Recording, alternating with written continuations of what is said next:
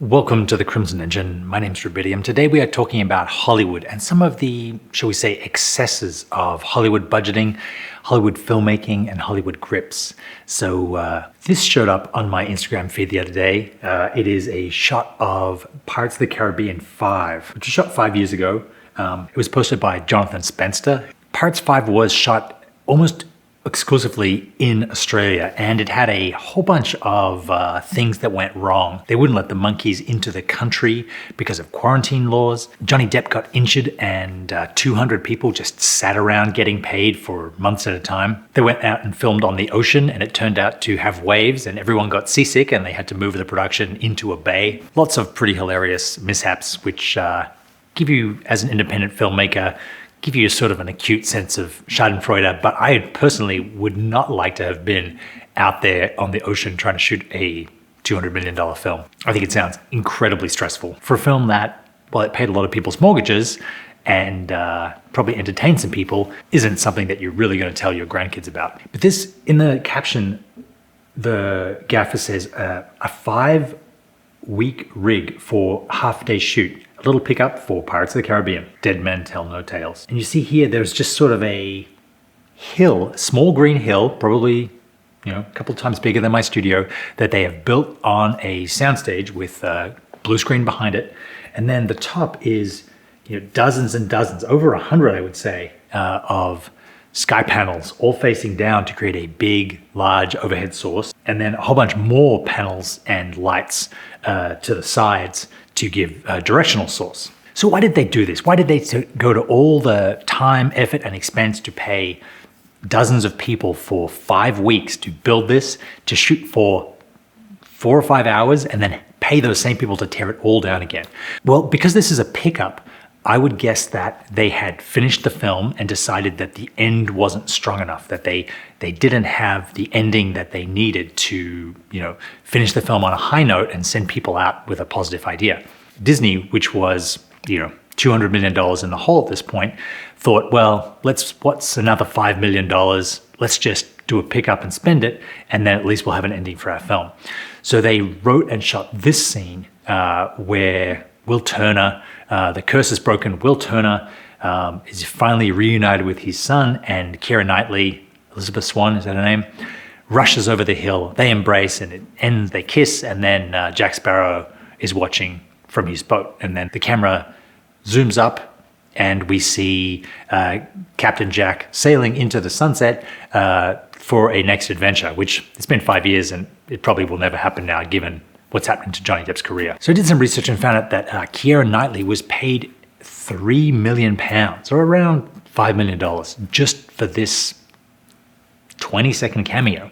So they're already spending that much money, and they probably only had her for a day, maybe a day and an extra day. And they wanted it to happen at sunrise or sunset. And that window in real life, why didn't they just go and shoot it on a hill somewhere? Well, in real life, that window is only about 15 minutes. So they needed to get all of these shots and variations of all these shots in perfect light, in perfect weather.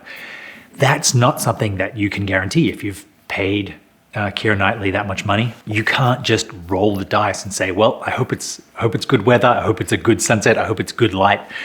You have to recreate that on a soundstage. Did they need to go absolutely this big? Well, they kind of did, because they probably had already shot the plate of the stunt doubles or extras or stand-ins, whoever they are, in this sunset with the B unit, the helicopter unit would have gone and shot this.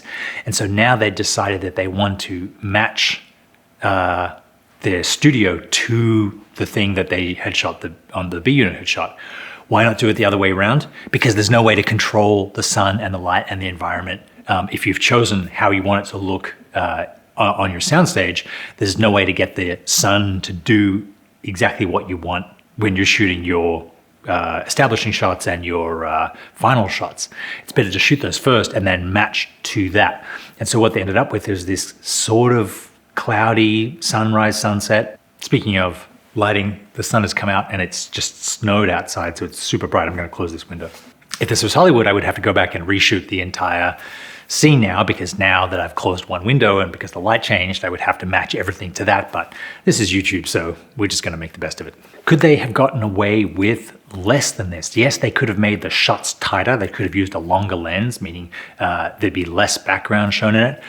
But that's just not the way that Disney, or specifically the Pirates of the Caribbean franchise, works. It sort of is a shorthand for cinematic excess. Every shot is big. Every shot is crammed with production design. Every shot is lit in a very idealistic, almost abstract way. It is a very stylized franchise. And as a result, they had to continue with that look, especially if this was going to be the last scene in the 5 films. I think the irony of this is that the lighting on the characters in the scene doesn't actually look that good. It actually looks kind of flat and bland. It isn't as extreme as it could have been. I think at this point, the DP and the directors were probably really sick of the project, having worked on it been shooting it for a year, and we're going to go into a year of post. And so they just made do with what they could get away with.